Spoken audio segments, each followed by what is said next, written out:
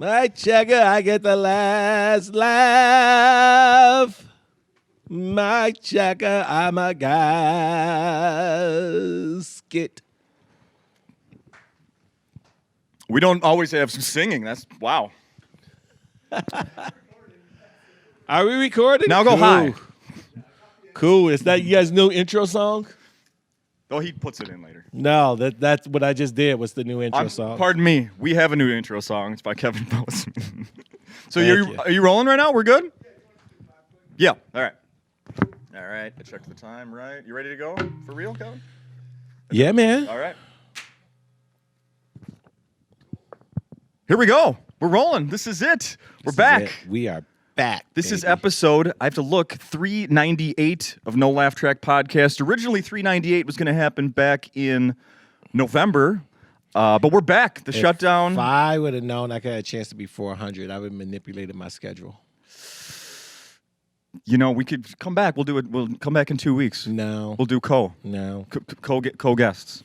No, I'm afraid not. That is the voice. That is the face. Kevin Bozeman is here with me for episode 398. It is January. It is 2021. We weren't here for Thanksgiving. We weren't here for Christmas. We weren't here for New Year's. I know. We weren't here for all the other hijinks that have been happening in the world. I know, man. It's crazy. But here it's we are. Crazy times, man. But here we are. Listen, man. I just say this. Adversity is inevitable. And it's the people that knows it's inevitable that will move forward. And the people that want to use it as an excuse to stop living their life to the fullest will use it as a crutch. And it's just the way it is, man. Shit happens. Uh-huh. Shit happens. How much less performing have you done in the last year than you would have done normally? Or none? Or is it the same? Did you lose jobs? Less? Oh, I would say I've done While you're thinking 10 about live shows since March. What? 10. 10. 10, like, not 10 shows total, but like 10 weeks of work. Gotcha. It could be one night, it could be a weekend, but there's 10 shows where I gotcha. before, in 20 years of doing it, I never gone more than 2 weeks. Yeah. Without doing it. So, but I've been doing some Zoom shows, which are fun to me. Zoom from home in your living room? Yeah, the only problem is it's like I did really well with Zoom shows. Not trying to brag or throw anyone's face, but I've done really well with Zoom shows. And now it's a problem because like you can't write off going upstairs.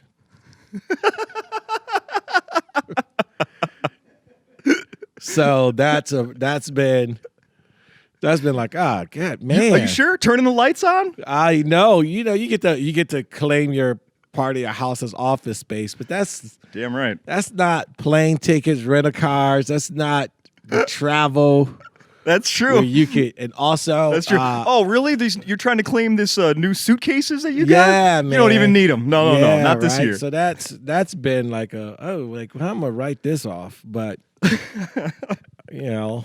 other than that, I guess that's a great problem to have during this time. But it's there. It's not nearly the same. But I do think there's going to be a new normal for me, at least. I don't think I'll be going out on the road quite as much as I did. I'm going to be a little bit more selective. Nothing, but that'll have nothing to do with health. Just that's the way you want it to be. Yeah, I have a little one at home, and ditto. As we've talked about, that's why I like watching the Zoom shows here. I'm gonna still want to work, and I also think the Zoom shows are here to stay, or not. I should just shout out to all the streaming providers. I shouldn't just call it Zoom because I've done all sorts of Blue Jeans and WebEx and I've done all of them. So shout out to all of those that puts them on.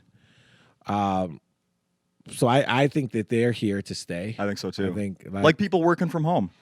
That's here to stay, much to my chagrin. But that's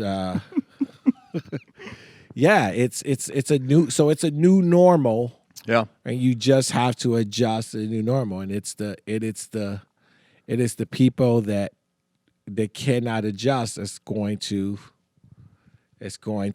suffer. But Yeah. like I'm good with it. Let's move forward. As long as we're moving forward, that's fine. Yeah. How great was the feeling to be back on the stage here at Acme last night, knowing you have the rest of the week too? Compare that feeling it's to such something an else. iconic stage, and Yeah. and it's thought of so highly that it was great to be back to where they open up and then being the first comic to come back for the reopening.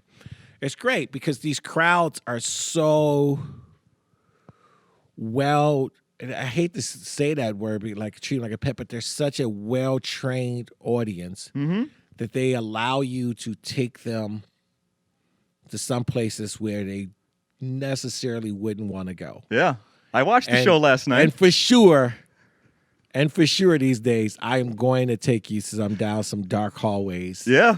And just try to at least leave you down enough hallways where there's some light at the end of the hallway, because some of my jokes don't end up with light at the end of the hallways. So I want them to be like, all right, that's cool, but I know that there's light in this other one. I promise some of them will have some light at the end of the hallway. So it's fun. I mean, I think you did some material last night that not all comedians could do. Comedians of a certain color couldn't do. Well, and that's the way it should be. I don't know where we're coming wrong with that. If I see a white comic even attempting to do half the shit I'm doing, I'm losing my shit. Damn right. So yeah, I mean, Did you listen back to last night's? Did I what? Did you listen back to your set last night? Not yet. No. I haven't yet. There's only a couple of things that I really wanted to listen to because I'm knocking off some rust for sure. Yeah.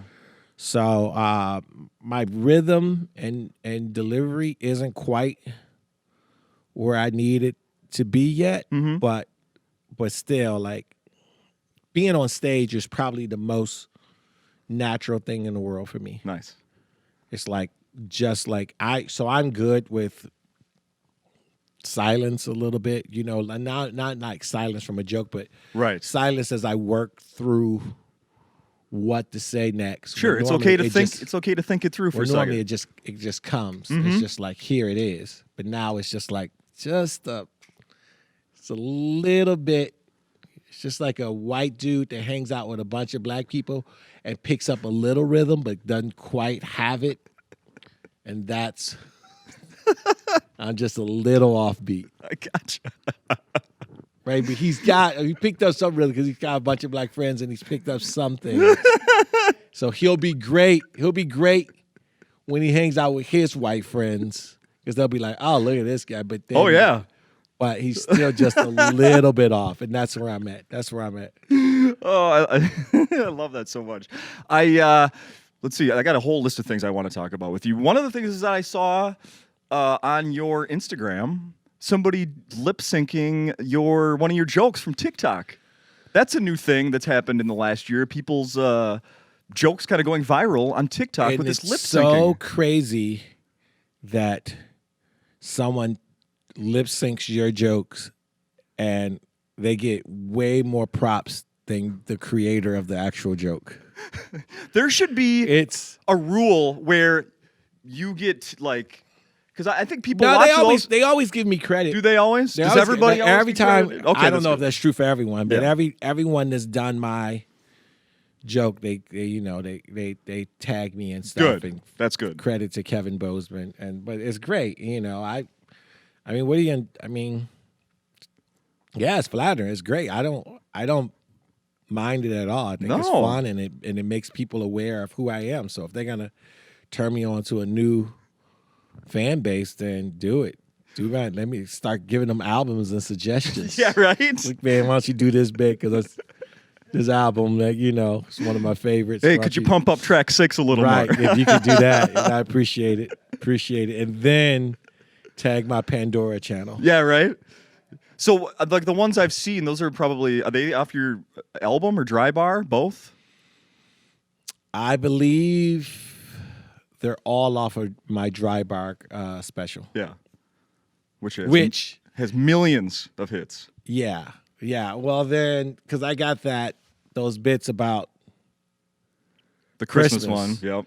and then they put that out, like they're doing it like every Christmas. They put that out, and it's almost like a whole new slew of fans come out. And then there's annually other people, that will happen now, won't it? right? And then there's people that's just like, we love this bit, but however, we would like to see something new from Kevin Bozeman. And I'm like, I would like to see something new from Kevin Bozeman. That's what I want to say, but I dare not.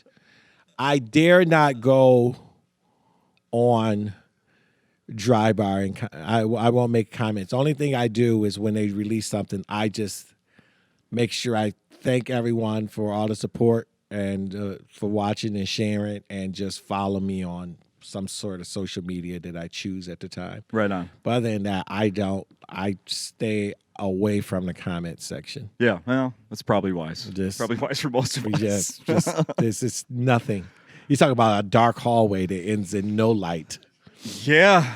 Uh-huh. Read comments that people think about your stand-up or your whatever it is you do, and then you'll be like, oh, Jesus, this is a rabbit hole. Yeah, you don't want to go there. No, No. Yeah. You'll find enemies you didn't even know you had. Yeah, so I just stay away from the comment section that way. The other day, a friend of mine a guy I grew up with on Facebook, he asked if anybody had a VCR he could borrow. Nice. Yeah, and the first 6 people that replied didn't have one. One person said, maybe you should go to the thrift store and find one. And then later on in the day, that person was actually at a thrift store, posted a picture with the shelves where they should be. There weren't any. He made a joke about, what are these, hotter than a PS5? What the fuck, man? You can't get a VCR anywhere? Dude, you can't, Do you have one at home? No. I just found, though, a treasure trove of old CDs, all sorts of CDs. Like movie CDs, music CDs, video game CDs, and they're all in this bag. Yeah. And my son is trying to toss them at me as Frisbees. I'm like, you can't toss NFL Game Day 99 at me. What's wrong with you, man? You never know when I might pull out my PS2. It might be playable still. It is. I'm sure it is. But other than that, no, I don't. It's just, man, that's what I'm saying. It's little triggers like that. It's how you become a hoarder. Yeah. It's just the little things like that when you justify keeping CDs, and you know you ain't gonna get a CD player. You know you're not, Yeah. So it's little things like that. You keep that, and then you just start justifying, and you just start keeping things because you just start seeing what if. But it's always a what if. It's just like, no, just let it go. You know what's so sad? I didn't reply to him because I do have a VCR. Nice. Yeah. Do you have I remember it's one of we first had, we had a Betamax. How rich was your family? The Betamax now was the really big ones, and then the VHS came out. All I'm saying is we had, when those first came out, my family rented VCRs because we couldn't afford to buy one. Oh, we never got anything new. It was always fair enough. It was always some sort of hand-me-down or somebody else. Floor model. I got a second one, Yeah. and we don't really need a second one. You got to make, something's wrong with it. The Scratch and rewind dent. button Yeah, doesn't right. work. You got to. You had to rewind it with your fingers. Yeah, but it was always something. But yeah, we had one for a minute. Do you think you have any tapes around, VHS tapes at home of your old comedy or anything? I got rid of all of them. Got rid of it. What do you mean you got rid of it? I had a suitcase full of VHS tapes that I got rid of all of them. Stuff that you were on? Stuff that I was on, movies, everything. You didn't transfer it to anything? Gotta let it go, Holmes. Let it go. Gotta let it go. And plus, my stand-up now is way different. There's some things that's really great and it's timeless. I listened to some old Richard Pryor in the 70s. Yeah. And it still makes me laugh Mm-hmm. really good. But my first album It's not one of those things. I'm proud of you for saying that. Hey, so I own it, and I loved it. I did it, and I wouldn't change it because at the time I did it, I really liked it, and I stood behind it. That's what I say. Like, I did it, I really liked it, I stood behind it. I make it available for anyone that wants it. Yeah. I tell, like, I make speeches. Like, you could literally see the growth of, I've done 1, 2, 3, basically 4.5 albums because I did one album 2 ways. Yeah. I think we talked about that before, yeah. And so, but you could see, like, you see my first one, you could be like, oh, he's got some potential. He could be a real comedian. A little crass, a little over the top, and especially in the political correct climate, there's no way those jokes. Yeah. Well, there's no way. I did a parody on Prince's Little Red Corvette called Little Retarded Cousin. It's not going to get any play these days. It's just not. No. Nope. And you know why? And you know what's crazy? I did it for a radio station. They put it on their Best Of album.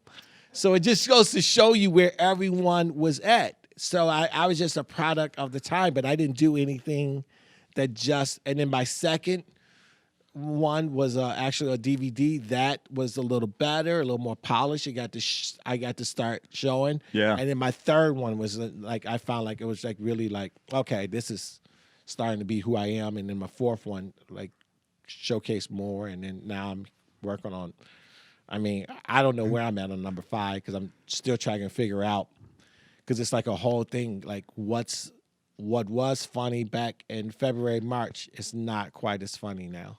Yeah. It's weird. Things have changed for everyone. We've all, it's some way or another, dealt with some of the same shit. It's weird. Just getting in and getting out of the jokes is my thing now. Sure. Getting into it and getting out of it. The joke itself is fine, but getting into it and getting out of it. It's the setup and the release is my problem. I got you. I got one more question about what about so like you just said about how your comedy has gotten better and changed over the years compared to those first ones. What about those tapes that you threw out of you hooping? Gone. That was the peak, though. Or are you better now? Better at hooping? Yeah. Good Lord, no. You threw away the peak. That's what I'm saying. I threw away the peak. You threw away the glory days. I threw away. There was one game I had. Here we go. What I have. I had 22 points, 14 boards. And that game is, but it's etched in my memory.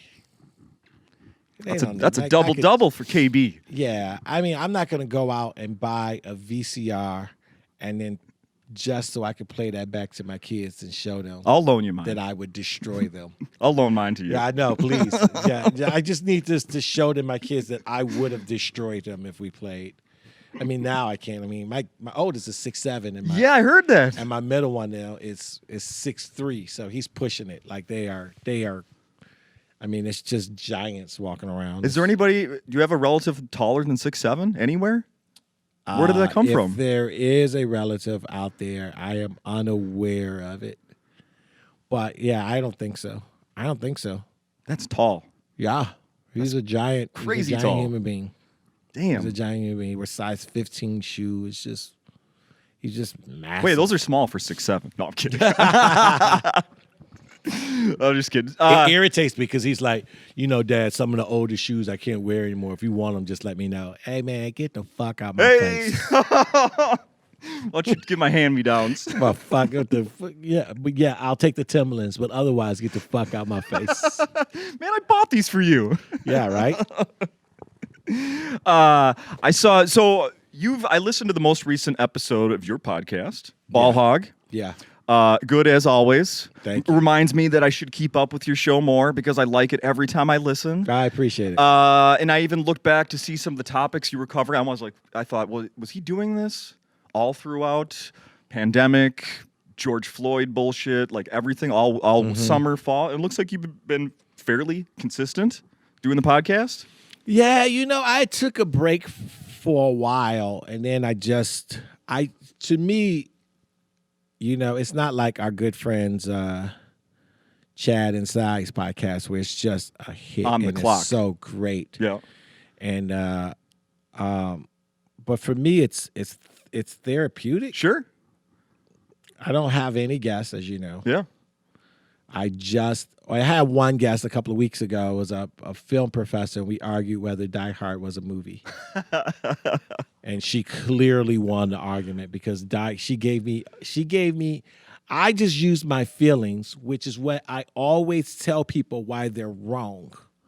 I go, you're arguing with your emotions instead of logic. Yeah. And I was arguing with my emotions instead of just logic. She broke down all the things from the film point, and then I knew the fact that she actually taught a semester of Christmas movies, and Die Hard's one of them. Like she's a film professor. Yeah, you're going and up against an expert. Right, and it was just crushing me. You know, I was just like, geez. But other than that, it's just so therapeutic. To get everything off my chest and not have anyone. I could just have this stream of thought and get it out there. And I try to be fair. I try to be logical, and I also try to educate people on things. Yeah. Especially. No, I love how you don't just give your opinion, you actually back it up. Yeah, everything I say. I'm not saying it's right. It is right. But I'm not saying that it's right. But at the very least, you see my train of thought behind it. No, I like that. You see the calculus work that I do. Because you can't just, with calculus, you just can't give the answer. You always have to show your work.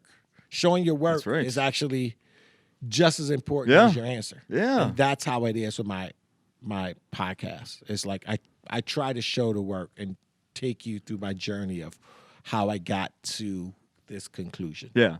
So like I really like it. Whenever I listen to it, I really like it. So like this most recent one, you talked about all that the stuff at the Capitol last week, but then of course you did get your bets in, which is a big part of the Bozeman Mutual, getting those bets in. Yeah, I got crushed. You got crushed.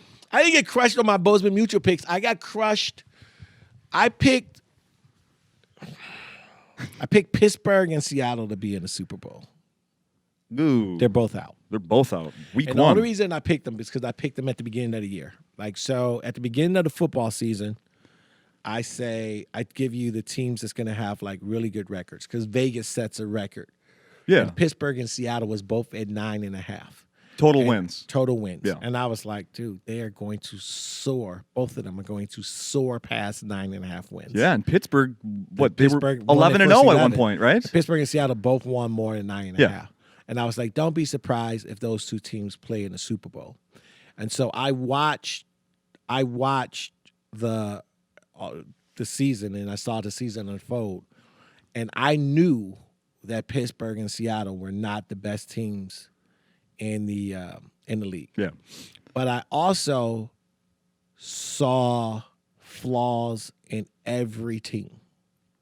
So therefore, it just made sense for me to double down at the beginning of the season because I take all the glory then. I get all the glory. I called it at the beginning of the season. So why not just double down? Might as well. But on my podcast, I said these are the worst two matchups they could possibly have to keep this going. Yep. I go, these are just bad matchups. Cleveland just played them. They just beat them. Yeah. They got to run it back. Cleveland feels good about themselves. The Rams played them, had them on the ropes. Jared Goff had a horrible game, got hurt, and Seattle barely escaped, and they just happened like 2 weeks ago to that. I was like, these teams can't wait to play Seattle and Pittsburgh. And sure enough, it worked out. But I also said that I thought whoever won the Seattle Rams game would go to the Super Bowl. And so still hope of that. Yeah, I mean, you're Minnesota, I'm Chicago, so there's no way we're not pulling for the Rams against the Packers. Well, anybody, yeah. There's just anybody. no way. There's no way. And I thought I just don't know their health, but I think they have a really good chance because their defense, the only thing that's holding them back is a quarterback. And being a guy from Chicago, I know a thing about that. What did you do last summer when nobody was playing when there's no games going on? Were you watching? I watched The Last Korean- Dance on repeat, Holmes. What are you talking about? You can't gamble on that though. No, those games are already no. they've already My been played. gambling was at a minimum. My documentary watching was at all-time high. Yeah. The Last Dance was just everything to me. I think I've seen it 3 times. It's so now. good. It's so good. I'm due to queue it back up. I was like, it's been like 3 months since I've seen this, so I gotta. I know. I was happy when it got to Netflix. Like, I could just watch this it's over and over. it's I haven't just- yet. It's amazing. You didn't start watching South Korean baseball at 2 a.m. to get your Got fix? into none of that. No. I got into none of that. It's weird. Like I got my wheelhouse, and I have a big wheelhouse, but there's some things I just didn't do, and it was just I didn't get into all the weird sports and stuff that they was putting out there. I didn't really watch sports at all. I kind of just shut it down. It was unavailable, so I shut it down. Now when you're So the doing, bubble started. yeah, okay. Now they're doing the bubble differently in these sports, or not? There isn't a bubble, I guess, or It's gonna come back. The NBA, the NBA is, mark my words, you Timberwolves fans. You actually have to mark my words, Timberwolves fans, because you guys will not make it to the bubble. no, it won't matter. But No. I love being the bearer of bad news. Hey, by the way, your team with the number 1 draft pick, and then the other number 1 draft pick, and then the number 2 draft pick, you're not going anywhere. Hey, Now listen, if anybody has high expectations for the Timberwolves after 30 years of no success, no, I mean, come on. Kevin Garnett was fantastic, Yes. and they did him a huge injustice by putting mediocre talent around him. And then when he did finally get one good team, Latrell Sprewell lost his mind. Yeah, he did. So, but The bubble. You think they're the gonna go bubble's back? going to come back. They're just trying to get enough games in to be able to go to the bubble. Oh, to decide who should be. They're just trying to get enough games. So in, what are 'cause you there's So doing- many games that's being canceled now for COVID. Yeah, and what are you doing? Doesn't that make it hard to predict who's going to win a game when It does. 4 players might be out within It- by the time by it 3 does. o'clock when you're looking at it to 7 when they play? I just had, it's crazy. The podcast started at 1, and I walked in at 1:05 because I had an emergency fantasy basketball meeting with everyone complaining that they couldn't get enough games in. I'm like, yo, man, I told y'all this shit. Because the games are canceled this week. Games are canceled. And Oh, you need a everybody's minimum. Like, well, it's like the maximum amount of games you could play in my league, these teams can't meet the max. Oh, okay. So it's just like they had this emergency meeting. And I'm just like, come on, man. I gotta go. I gotta go. But yeah, it's not. And I'm like I said, dude, adversity. Either you want to do it or you don't want to do it. Yeah. That's just it. It's just like with stand up. Would I want to come to one of the best clubs in the country to a packed house? Absolutely. Mm-hmm. But I still get to go one of the best clubs in the country. That's how I look at it. I like that. Yeah. Right? I don't look at what it's not. I look at what it is. And then I try to embrace that. And that's what people don't do. They focus on what it's not as opposed to what it is. And I just rationalized that, but good Lord, that is brilliant. Holy shit. Can someone cut that out and put it out to the masses? We need to make a meme with that. There's Jesus no doubt. Christ. There is no doubt. I am carrying this podcast. Will you offer something? Jesus. What do you mean? I lobbed you. Wow. I'm the one that No, lobbed you that. lobbed it up. I lobbed you that beach ball. Gary Payton it, and I definitely Sean Kemp that. But it's true. You have right. to focus on what it is than what it's not. And I ain't even mad at people they can't do that. It's just the way it is. Like one thing I've learned in these last few years is that there's a lot of different people who has a lot of different ways of dealing with logic. The way their logic is just different. That's what I've learned. Yeah. That's what, if anything has taught me, is that people's logic is different. And as flawed as I may think it is still something like I can't remove myself from that situation. You can't you could try to distance yourself, but you realize you cannot distance yourself from everyone with a different logic system than you, and you can lay it all out and just and explain everything, but people's emotions will creep in, and then it's a wrap. Yeah. And it's a wrap. How just along those lines, let's finish with how often and how are you using social media right now then? Well, I've always been awful at it. Yeah. Like that's not why I got into stand up. Like I figuring it out. I always just wanted to mic and to perform. Yeah. But it's fun. I mean, it's still good with Facebook. I used Facebook to antagonize people for a while. I was antagonistic with people that didn't have my views because I had a lot of people that's on my Facebook page that had different points of view than me. Yeah. And so I just antagonized the shit out of them. And I was just like, I just want you to know I have a fan page where I don't mention any of those things. It's just all stand up. Oh, there you go. If that's what you want from me, that's what you get. But if you want to be my friend, then there's gonna be a price. Yeah. There's gonna be a price. I tell you, like, seriously, I had the max at 5,000, and then I had 150 people like waiting. Yeah. When all the dust settled, I went through the 150, and I'm well under 5,000 friends now. That says it all pretty much, doesn't it? I antagonize. Like I just, and I always try. And here's the thing: I always put a joke in it. Like I never just say. I always write a joke. Yeah. Whenever I antagonize, it's still in the joke form. And Yeah. it's just, and people was just, I lost some people, and then I'm good with that. I was gonna say we're all probably better off. You just got to be, like I say, you can't please everyone. No. You shouldn't even try to please everyone. I don't want to. Even though in the show, I want everyone to have a good time, but I know that some of my content is going to make people uncomfortable. But, if you kill every time, you're doing it wrong. Yeah. You got to take some L's. Mm-hmm. You got to take some L's for the greater W. Yeah, I like that. Right? You got to be willing to take some L's. Yeah. And I'm willing to take. Is that what you tell people after I'll a bad take one? some L's. Hey, I'll take some L's. It's all part of my game plan. Take some L's. Just taking an L. Made no thing. Golden State should have took more L's when they went 73-9, and then they would have been able to go through the adversity. Right? You can't go undefeated. Undefeated doesn't do it, even though college football is different. But other than that. Very different. But yeah.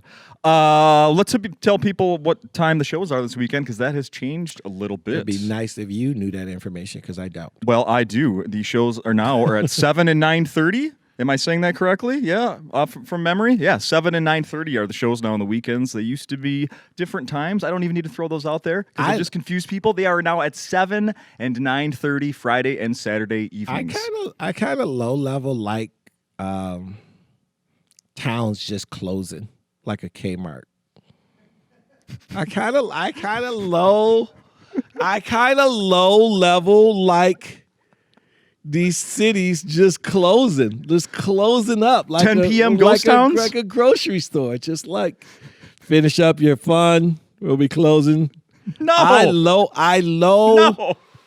Listen, obviously, I shouldn't say that because it directly affects me. I gotta say, last night when I was watching over Zoom and you're like, well, we got like 15 minutes left now, people gotta get out of here. Hey, can I just keep doing the show over Zoom and everybody else leaves?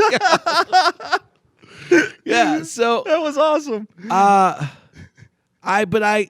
low level like that, the evening's done. Like I get to put a cap on people's evening, and then that's it. Yeah, it's getting rid of, what's that, FOMO, fear of missing out? Yeah. Yeah. There's no FOMO anymore. There's no where you're going afterwards. You're going home. Yeah. You're going home. Uh-huh. Have a good night. Yeah. Thank you. And this is it. And so that's I like, and then I just know that like that's it. Time to go back to your hotel room. Yeah. We're all done. Fun. Yeah. Had a cocktail. Done. I love it. That's great. I love That's it. great. And we are all done here. Thank you very much, Kevin. Thank you for having me yet again. It's always a pleasure, sir. Let's do it again in a year, and people come see these shows this weekend. Love it. Come Bam. out. Thank you.